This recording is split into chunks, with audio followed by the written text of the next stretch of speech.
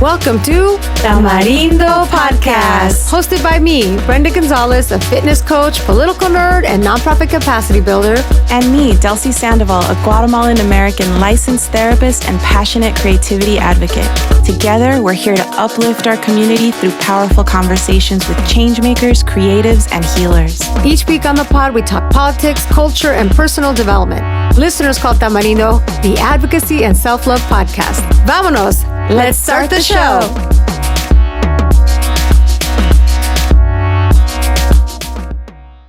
Hello and welcome back to Tamarindo. Hey, Delsy, ¿qué pasa? How are you? Hey, Brenda, ¿cómo estás? I'm doing good. You know what? It has been kind of a long week, but I feel like I'm hanging in there. ¿Y tú?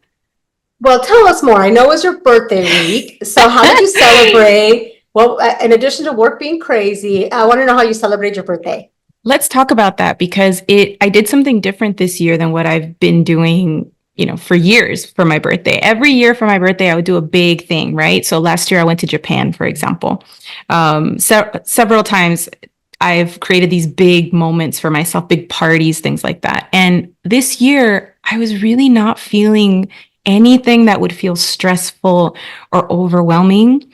So actually the day of my actual birthday, I went completely alone to Universal Studios. You went alone? Oh my gosh. Alone. That is so funny. And interesting, because I had all these birthday events lined up. Like I had to hang out with a friend the night before. And then I had like a big thing with my family.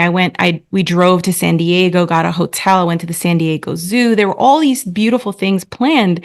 But the day of my birthday was a weekday and I took it off work and everyone else was working too. And I was like, I kind of want to go to Universal Studios by myself. That is so fun. I went, and let me tell you, Brenda, I had the absolute time of my life. Like, I have never had that much fun at a theme park before. So you went on the rides alone, like just got whatever snacks you wanted. No, didn't have to negotiate, like what ride are we going on next? What ride? I did the chill stuff, because I tend to be more like, ¿cómo se dice? Aburrida. Like I like to calmada. I don't think I want to get on Jurassic Park. I more just want to go sit on the tram ride and learn about the history of a studio, And so I just chilled. I went into all the stores. I ate all the cakes. I did all the things. I took the metro there. I walked there, and I went up that huge hill. Instead of taking the tram, I took the tram. You went up this. Oh my gosh, y'all! If you don't know this is a crazy hill. Like that is amazing. So that's impressive. You physically walked from the metro all the way up. Dang, all the way up. And it's kind of like when you're in the water and you're swimming, where things look closer than they appear. And as you get in there, you're like, oh, actually, this island is really far. It was just like that, where I was halfway up, and I'm like, todavía falta another half. But it was kind of like a hike, like an urban hike. So 100%. All that to say that I had so much fun that now I feel like this is going to be something that I do every year. I want to have a day to myself where I choose a location and I go alone. And it was spectacular. And when I told my mom, her reaction was like she felt bad. Like she was like, "Kid, oh no, you're alone." And I'm like, "Yeah." And it was the best thing that's ever happened to me. Wow, I love it. That is so cool. What a creative way to celebrate your birthday. And yeah, sometimes going to the theme park, it's a lot of negotiating with who, like, what are we going to do next? And then when you're waiting in line, you're like forced to talk to the folks you came with, but you could just be on your phone. You could just zone out. You could just be totally. I was listening to like Sade and Erykah Badu on my phone. I was just having a great time listening to my music, and it was crowded. But it's interesting. Everyone was there with kids or with on a date with a partner or with like a family. So people were busy and they didn't have time to worry about me. So I didn't have to interact with anyone. And for those introverts listening, that's the best situation. That sounds like, that's a hack. That's a hack. Well, my week's been crazy. It's been such a maddening work couple of weeks. It's been a little crazy, but I guess the highlights of the week is that I'm dog sitting my parents' dog, and you know him. His name is Canelo. He is this gorgeous, 60-pound chocolate lab mixed with a what is it, Australian Shepherd. And we've known this dog for 11 years. He's my dog's best friend, or so we thought. I'm realizing that Frida, my dog, is sort of over it. She's like, why is this guy here? Like, this is my house. These are my people.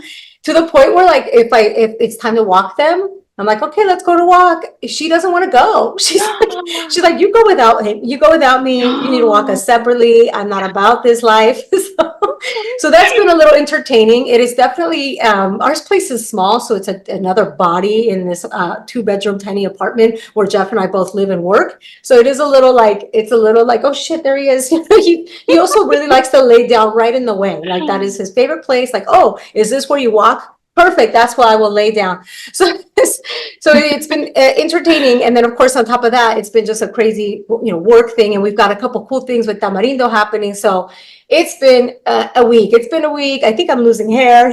But exciting that the week coming up. And by the time y'all are listening to it, it'll be the day before we would have, if you're listening to it on Wednesday when this episode comes out, the next day we will be hanging out with Las Cafeteras, and then the Sunday we'll be hanging out with a lot of our friends that are putting together this great event at this beautiful location. So it's just such a fun time, and it's a wild summer. So what we want to talk about today is, and actually before we do that, because I don't want to get ahead of myself, before we do that, we're going to keep up with our fun question games of getting to know each other and letting our audience know about us some more. And would you like to start, Delsy? Do you want to ask me a question first? Okay. I knew you would want to do that. So let's do that one. Just so the audience knows, Brenda has not seen this question. She has to come up with an answer on the fly. So I want you to think back, Brenda, to a time before you had internet access all day, to a time before you had an iPhone or a smartphone or any of those things, before social media. What is your favorite memory from that time of something that you did tech-free? Tech-free? Okay, this is what came to mind. And so I think every little girl, maybe I'm overgeneralizing, but a lot of little girls went through their stage where they thought they were witches, where they thought they were witches. So I was in 2nd grade and I went to Woodcrest Elementary School in Fullerton, and I had 2 friends. It was Crystal and Breka, and the 3 of us, we were witches. Okay, we would cast spells. We would pretend we were witches. We all happened to also live in the same apartment complex. Shout out to kids growing in apartment complexes, because that is such a great way to grow up. I think you have so many different friends in the little apartment complex, and you make use of the apartment, right? You make use of like little places to hide and the pool room. This complex, by the way, was massive. There was like 2 pools.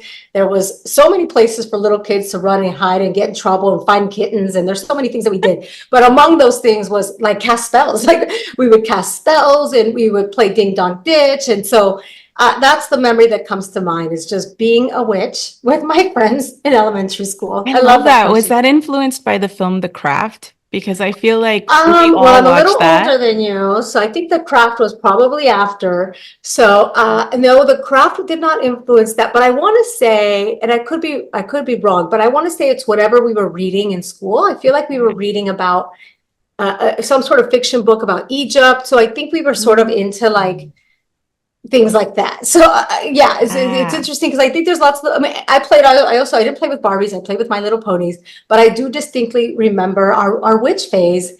And I think the reason that I thought of that memory is because I've mentioned this group of friends on this podcast before, but I have a great, awesome group of girlfriends right now, and we call ourselves the Wine Cult.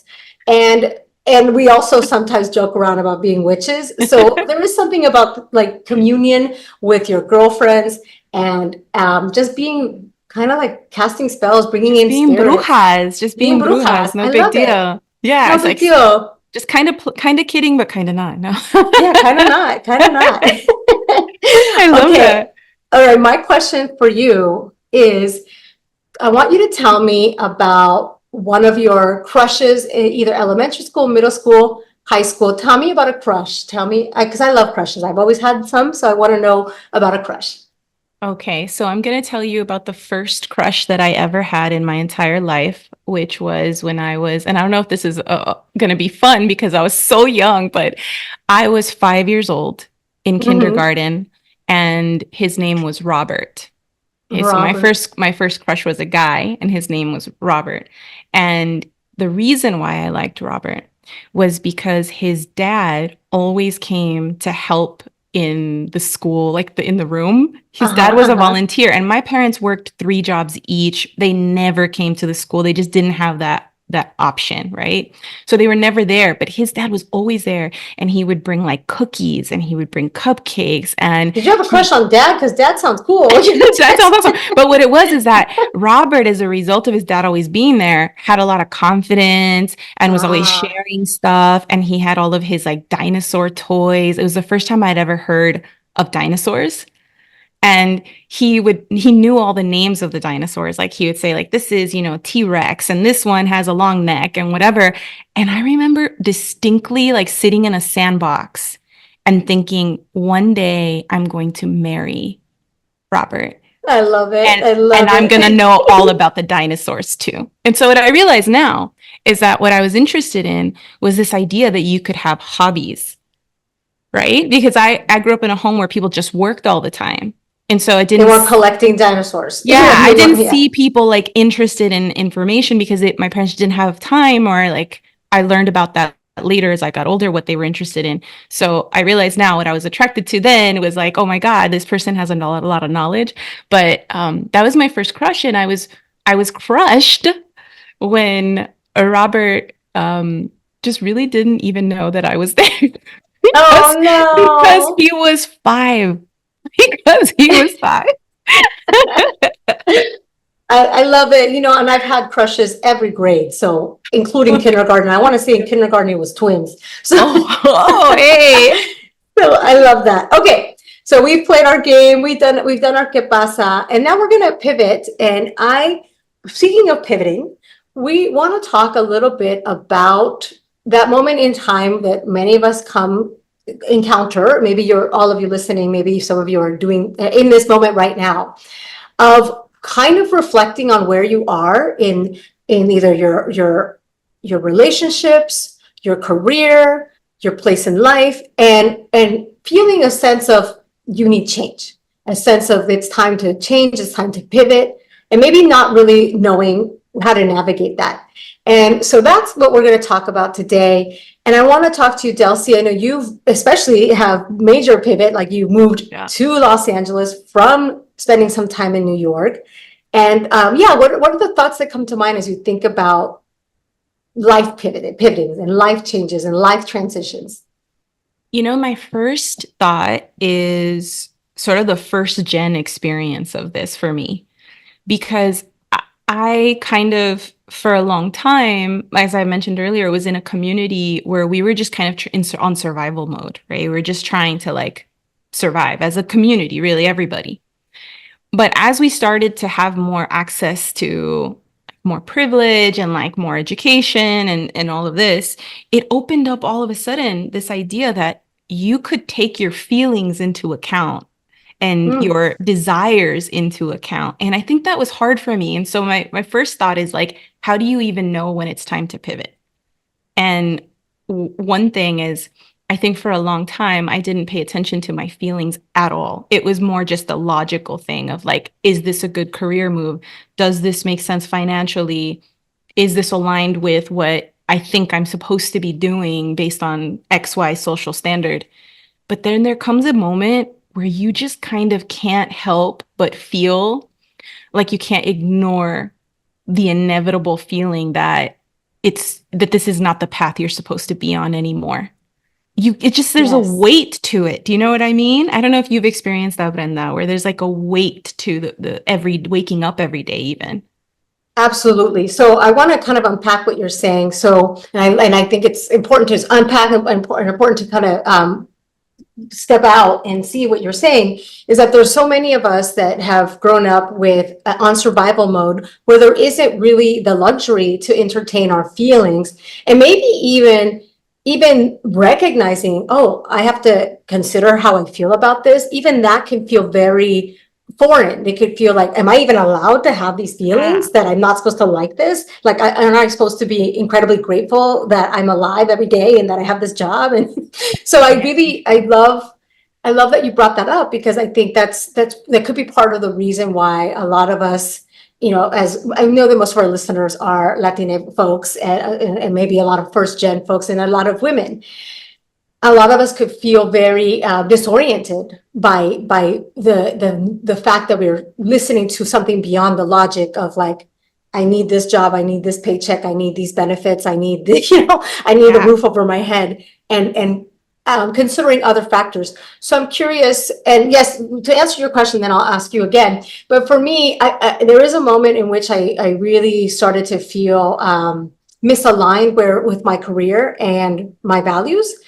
And it was this. I was very fortunate that I was able to sort of catapult my career by having a super cool job pretty early on. Like my job was to work for a large financial institution, but what I did there was work in the community affairs part. So I worked with a lot of nonprofits. It was very meaningful work, but at the end of the day, I was working for a financial institution.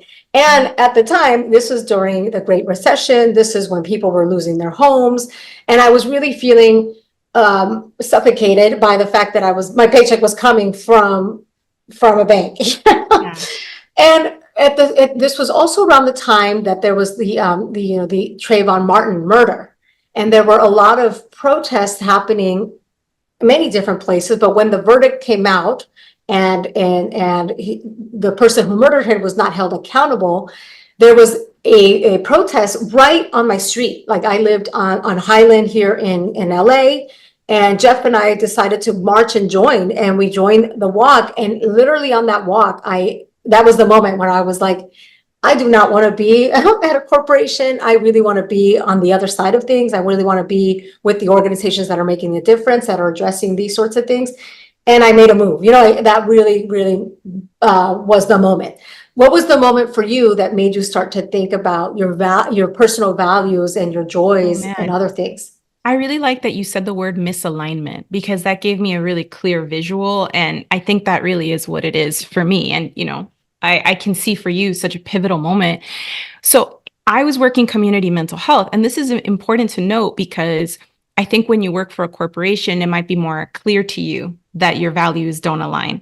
But when you work for something like community mental health, working in government and so on, you think that inherently your values will align because of the nature of the institution, right?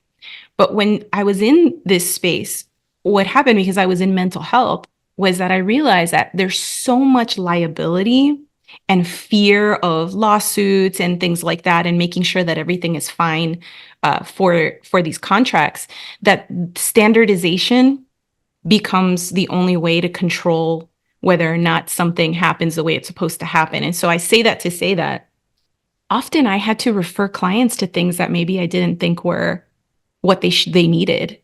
Or I had to make decisions about what I wrote in a report, because then it would have a certain effect with insurance companies and so on. And I was being pressured to make decisions that maybe didn't align with my clinical opinion, with folks who fully trust me as their mental health provider.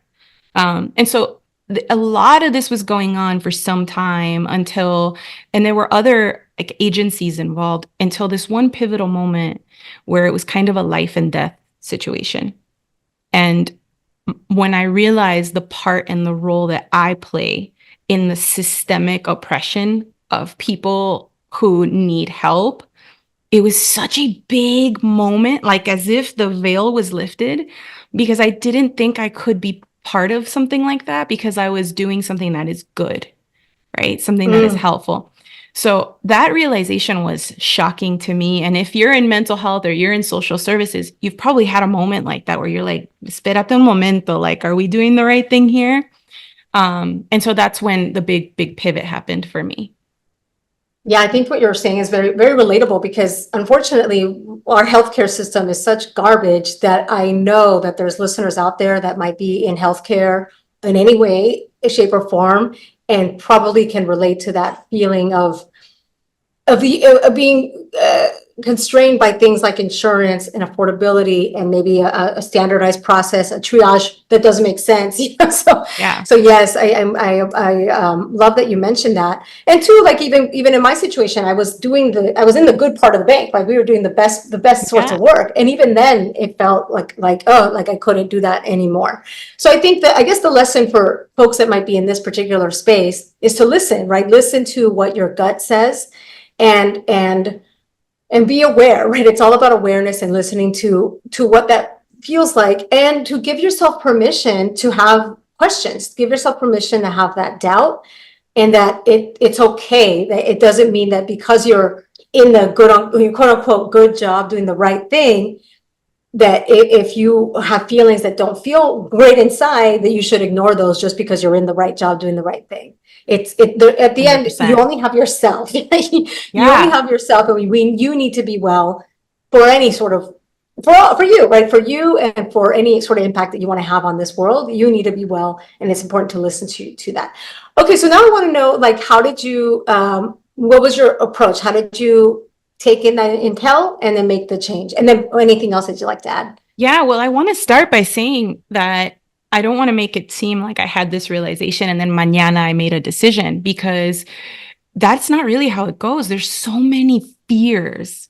And I think those fears are important to discuss. Like, your identity in the US is tied to your job a lot, right? For those of us that are first gen or you're coming from other countries, your success is very important to a massive family unit.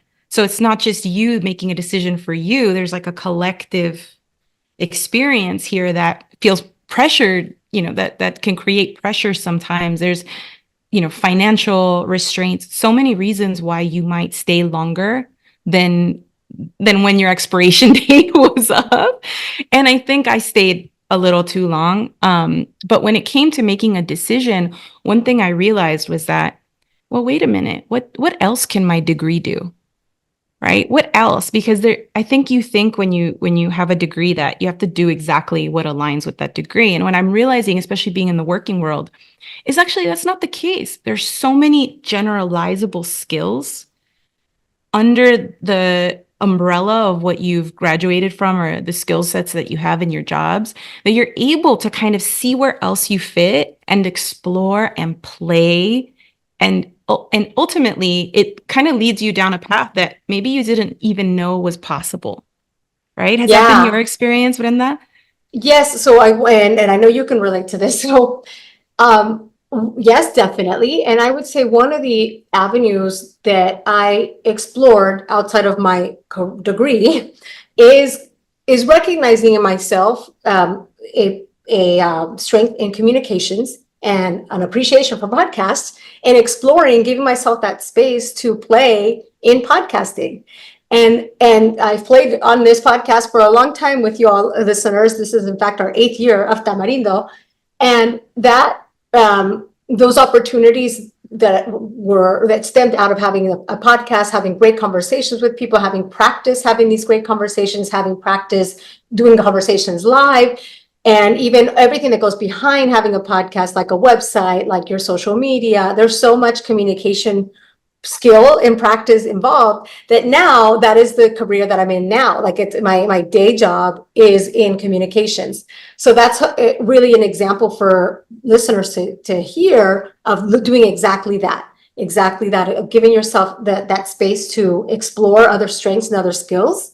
And then if it really is your passion, see where that leads you. So, and I know because you've also started a podcast, I'm curious about what role your podcast, Ocupación, has played in allowing you to play and explore. Yeah, I think for one, there was this idea for me that maybe I needed to go back to school and have some formal training in journalism or communication or something, because podcasts, I fell in love with podcasts, right? And I still feel a massive love for other people's shows. I think it's a really beautiful art form because you're being fully yourself and saying whatever, and people are reacting and connecting. It's beautiful. But the technical elements of it, like the editing and the sound design and all the things that go with this, I thought for sure there'd be no way that I could do this and have it sound professional or have myself be taken seriously among people who went to school for this. And what I realized is like, not at all. Being self-taught and figuring it out as you go, people want to help you. People come out of the woodwork to teach you things, to share. There's a lot of like a lack of gatekeeping. Like people really help each other. And it helped me to be empowered in that I can really mold my career and change what it is that I want to do without fear and without feeling like I have to start over from scratch. Mm-hmm. Yeah, and a note about literally specifically like the Latinx led podcast community is all about not gatekeeping.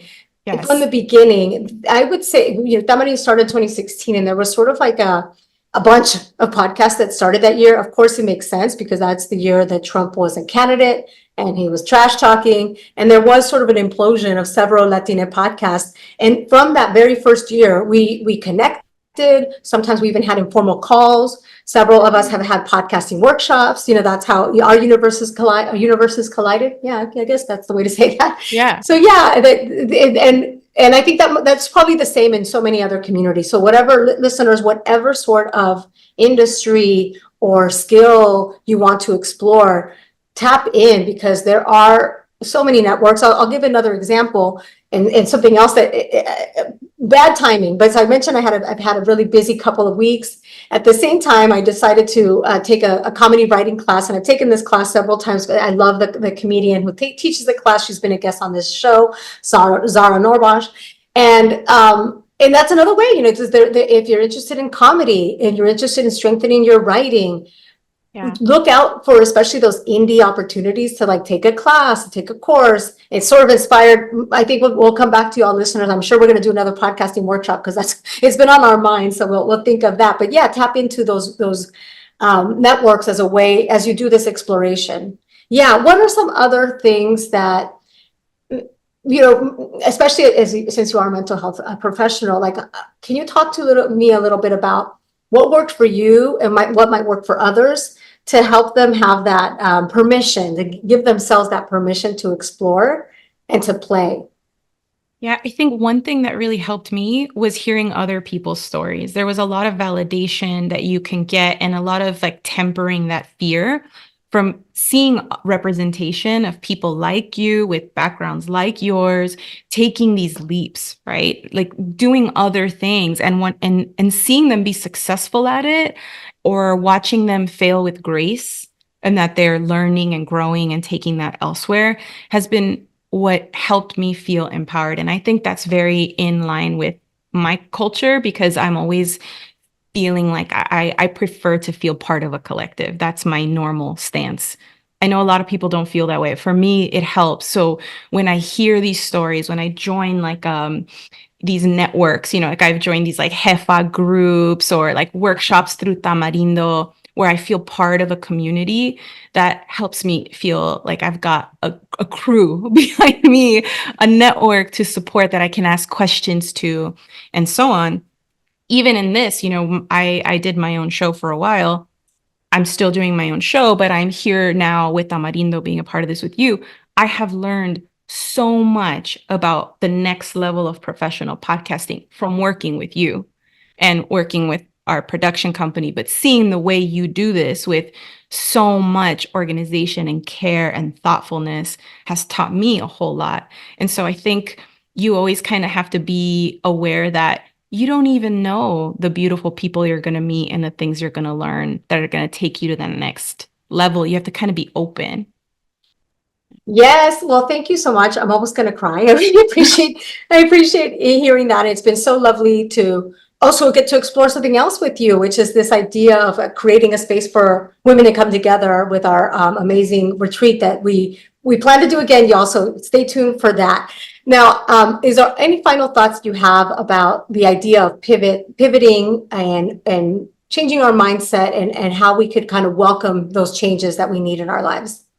Yeah, I think I'm going to speak just from a career lens.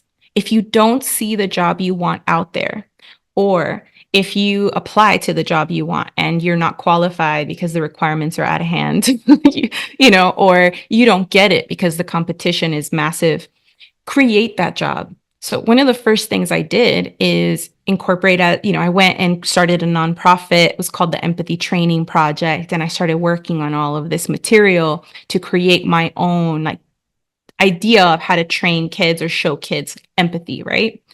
And in doing that, I got connected with all these organizations that were kind of allowing me to pilot my program with their children and things like that.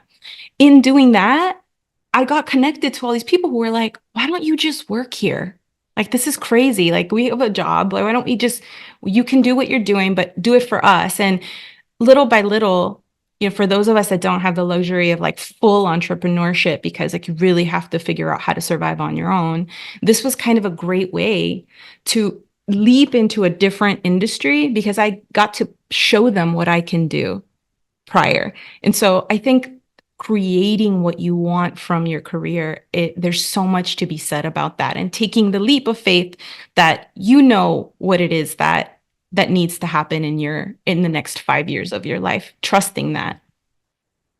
I love it. So before we close this out, I just want to invite our listeners, if you want to explore this a little bit further, if you've got questions that relate to confronting those career changes, those life changes, those relationship changes, those physical move changes, please, you can contact us always. Contact us at contact@tamarindopodcast.com. And we would love to continue this conversation, maybe invite some of you that have a situation or read your story. We could explore this a little bit further. So this has been a lot of fun. Let's take a little tiny break.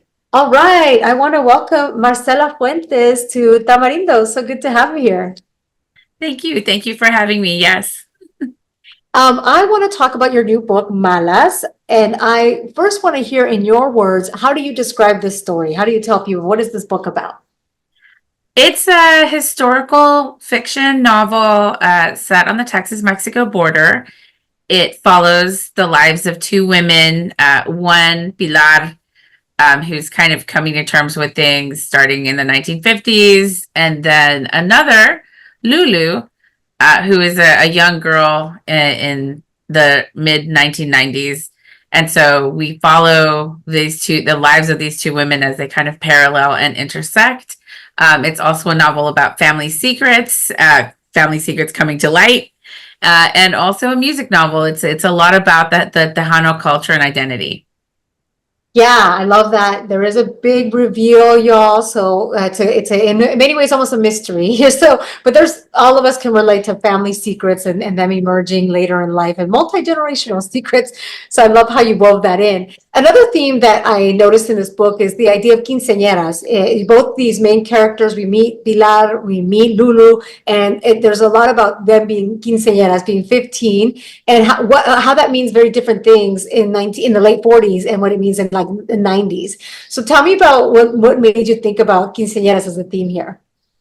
I think because it's such a big deal tradition. I mean, it's the tradition of okay, now you're supposedly an adult, but the ways in which the idea of womanhood through the quinceañera, it's very feminine, right? It's okay, you even are presented with the final doll that your father is going to give you, and then you're going to dance with him, and you have this beautiful dress and all of these escorts, and it's almost like a wedding, but without the groom.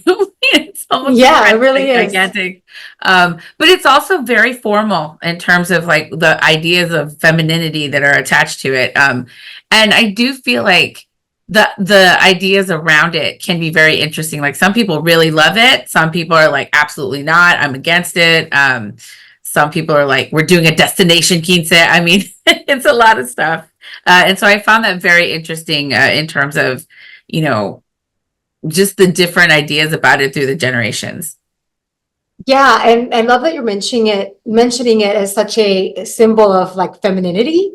And we've got these characters. I mean, we know that Pilar, from the way she describes her, she's a beautiful woman. She likes le gusta arreglarse, right? We love that she likes uncomfortable shoes, even if she's pregnant, right? So she is a picture of femininity, but she's also complicated and complex and amargada, and has a lot of challenges and traumas that she's experienced that make her character maybe not align with her physical appearance. And then we've got Lulu, who is rejecting this idea of being like a quinceañera in a fufu dress, like she's a punk queen, right? And so I wondered, this playing with the idea of femininity, and we have these notions of being a woman as being beautiful, yes, but also being demure and being calladita, and you've got these characters that are at times not really even likable. And I'm curious about this idea of calling the book Malas. It's sort of like putting these two themes against each other, or in friction. You telling me a little bit more about that? Sure. Well, I really feel like I wanted to call it Malas because the idea of a woman living her truth, whatever that truth is, and as you have said, not the characters are not always likable. We're not there like, oh look, they're they make their bed every morning and pay their taxes and do all their they do all their good things, right? But they're living the truth that they feel, whatever that is. And so many times, I think, especially for women, living your truth means that you're in direct conflict with what everyone else tells you that you're supposed to be doing. And the sort of policing that happens within our culture, right? Well, you should be doing this way and that way, and you need to look like this, and you need to talk like this, and you need to be like, prim and proper or whatever. Which you can do all those things, and then it's really boring though. I'm like, that's really, it's a person who's, living to please others. But I do feel like that idea of the mala in this book is about these two women honestly just deciding that they're going to do the thing they want to do because that's what they want to do. And I think you can be called a mala for that, whatever that is. I love that. I love that. And then lastly, I really love how this book immerses the reader into the border town life, and specifically like, the Tejano life.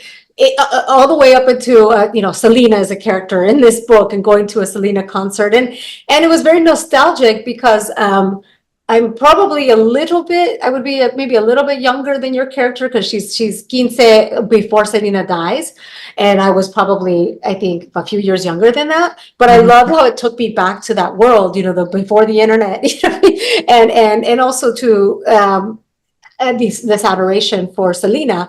So what did it mean to you to bring us into the Tejano life?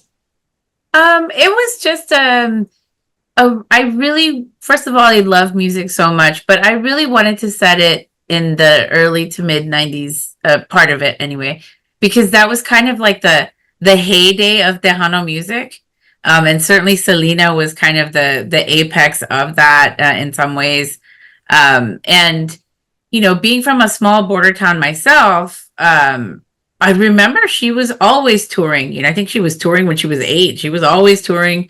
And, there were so many like amazing bands who went through my town, and my house happened to be very close to the venue that most of the time the musical acts would play. And so I kind of grew up like listening, you could, if Selena was in town, you could hear her from the backyard. You're just there and she's like, oh, loving it. And it was like such a fixture of my childhood to hear her singing. Like, I was very fortunate.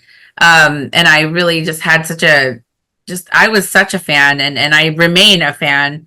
But I think even though I knew how special she was and I knew she was amazing, I didn't realize like what, like the caliber that she was and the significance that she had until much later, when you're like, wow, nobody's ever going to be like Selena ever again, and so part of it was just to honor her, and honor the music. And because I did grow up hearing her, every time she would come with Los Dinos to Del Rio, and I could hear her from my yard, and it was just great. Like, I was like, look, there she is again. Yeah.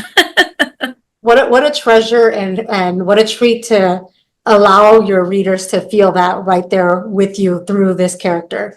Well, I really enjoyed the book. When does it come out, and who is it for? Who would you say is the audience for this book? It came out on the 4th of June, so it's out. Oh, thank you. Yeah, it's out. And who is it for? Well, I dedicated it to my dad. He has passed, but I dedicated it to my dad and my best friend Letty, because it is a novel about best friends, and I don't think I could have written a novel about best friends without, having that also. But really, it's for whoever wants to read a story about messy women and doing messy things and, just living their lives in whatever crazy way. But also it's for my community. I'm writing it for people who are like, let's tell the story of the border, and let's tell a complicated story about a complicated place with a lot of, nuances and identities here. So that's what I tried to write for. Great. Well, thank you so much for being here. We really enjoyed it. Thank you. Thanks. All right, it is time for our basuras, matracas, y inspiración. Delsy, let's start with you. What goes en la basura for you? Well, everybody, it is kitten season. If you are in the area or anywhere really across the country, then you probably noticed that there are kittens everywhere. This is the season. And I just want to say, basura to this idea that you can't adopt an animal that has some kind of special need or different ability. There are lots of kittens that have spent some time outside, and so maybe they have challenges with their eyes or different needs. And some folks think like, okay, if I'm going to get a cat, I'm going to get a cat that is pristine. And I think that, basura to that idea, because there's so many amazing surprises around the corner when you take a leap of faith in adopting an animal that really is in need. So basura to judging these little kitties. And I hope that you open your heart and go out there and adopt a baby in need. Oh, I didn't realize that there is a kitten season. So is this kind of like the time where they're mating and there's extra kittens around? Yeah, well, mating season was some time ago, and now they've started to deliver. And so, it can be kitten season all year, but for some reason during this time, there are just endless batches of kittens, and people are finding them all over, everywhere in the backyard, at 7-Eleven parking lots. Oh, no, pobrecitos, poor little kitties. Okay, so my basura is so silly, but it has long bothered me, and I've noticed this a lot. My basura is to whoever directs the extras in movies during protest scenes. Okay. Specifically. So everybody, anytime you watch a show, a movie, whatever, watch and see how these extras are at the protest. They're just holding their signs, they're just like up and down, and they're like not really protesting at anything. It looks so forced. It looks so fake. I don't like it. So directors, please go experience a real protest, take notes, bring that back and give that direction to your extras, because you're doing it wrong. Okay. They're doing like old school pitchfork scenes. And it's like it just doesn't look right. Okay. I'm yet to see a protest scene that is believable. Out there's an extra going, I knew how to do it right and they wouldn't let me. Okay. I love it. Okay. So what gets your matraca? I want to say, I've talked about this a little bit about this in the past, about kind of the challenges of traveling with folks that whose English capacity is not native. And I want to say, when I went to San Diego this weekend, shout out to everyone who embraces a multilingual world out there. Yes. Because it was just so nice, and I went with my parents, and my parents, they speak English, but they have a preference for Spanish. And everywhere they went, when people engaged with them, they kind of like bilingual, kind of figured out how to give them that opener to let them speak in the language that was comfortable. People outright said, oh, I'm from blank country. Like, if you want to speak Spanish, let's do this. And there was a lot of like love about that. And my parents felt so comfortable. So I love that. I love the idea that we can kind of go in and out of all of these languages. And so shout out to everybody that kind of embraced that multilingual space that day. I love that. To them. Yes, big matracas to that. San Diego is a really special place, and a lot of border communities are really great like that. They no matter what ethnicity, at least I've encountered that in San Diego, place like San Diego, they're full on bicultural. It doesn't matter. Like Fully on. They're like our neighbors down across the border. They go back and forth. It is just a beautiful thing to see. So I love that. I think that's really special, and definitely matracas to all those fully bicultural, fully bilingual communities. I love that. It's so special. ¿Y tu matraca? Well, my matraca is, if you're listening to this episode before June 20th, so you're probably listening to it when this episode comes out, I want to invite you to, and this gets my matraca. My matraca, I guess, goes to two things. It goes to Heartbeat House, which is a beautiful place where I teach my workout class, and it goes to the Trans Latina Coalition, a pioneering organization based in LA that supports the trans community and beyond. And both of those things are combining in my heart because I'm going to dedicate my Thursday, June 20th class at 7:30 in the morning to Pride by having a all LGBTQ playlist, but also, and because I don't believe in just doing something for the sake of, hey, it's Pride, I'm going to add some meaning to it. So anything that I'm earning from that day will go directly to the Trans Latina Coalition because they're an LGBTQ serving organization that inspires me. So if you all are hearing this and you want to come to the class, go to heartbeathouse.net or .com. Either one works, and find my class on the schedule. That's one way. Or if you're nowhere near me, you can also take the class online. So you could take it virtually. But if you're like, girl, I'm not waking up at that hour, just give to an organization that matters to you. Give to the Trans Latina Coalition or to any LGBTQ serving nonprofit of your choice. So that is my matraca. Oh, Brenda, can you repeat again what time? Yes, so this will be on June 20th at 7:30 in the morning. So Thursday, June 20th, 7:30 in the morning Pacific time.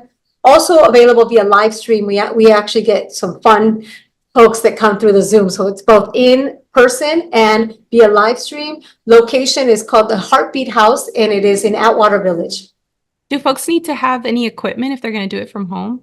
We have, oh yes, that's a great question. So at home, if you have a couple of dumbbells and a mat, that's all you need, and water.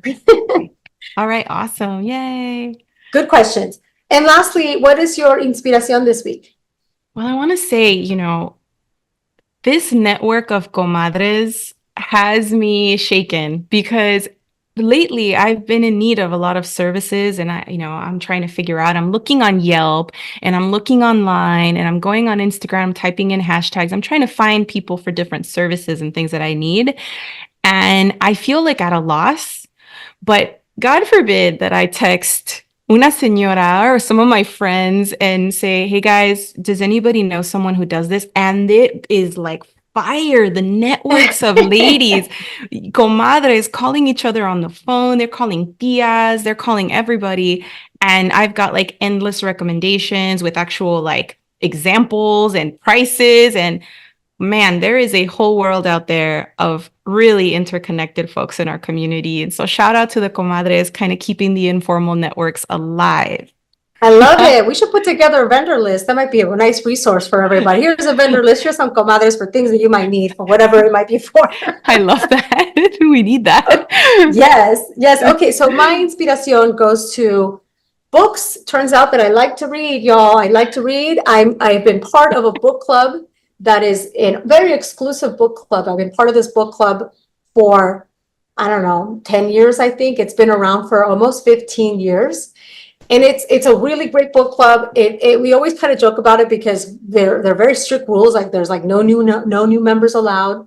For a long time, it was no new members allowed.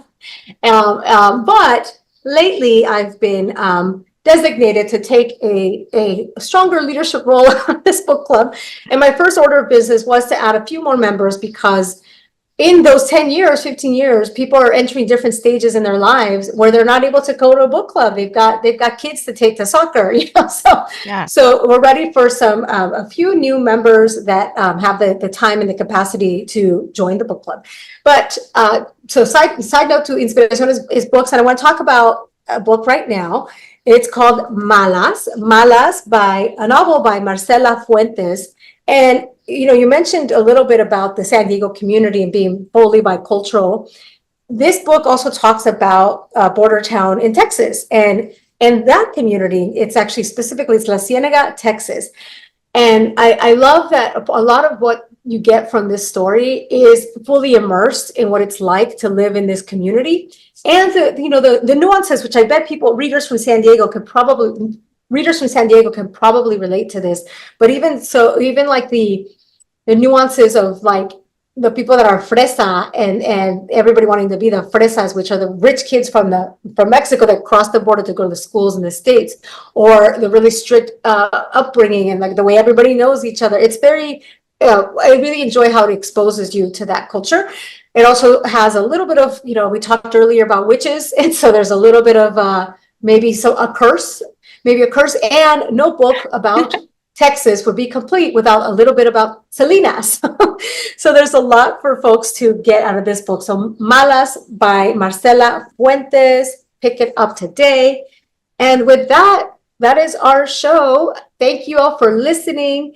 And don't forget, pon tu suéter. And if you do have 3 or 4 minutes of your time, please write us a review. It just is so wonderful when you do that. So please, I'm talking to you, exactly you. Yes, you.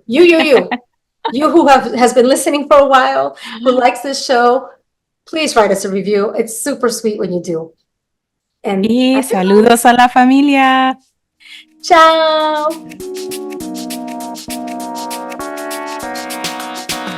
Tamarindo Podcast is Brenda Gonzalez and Delsy Sandoval. We are also the show's executive producers. Jeff Ricards wrote our theme song.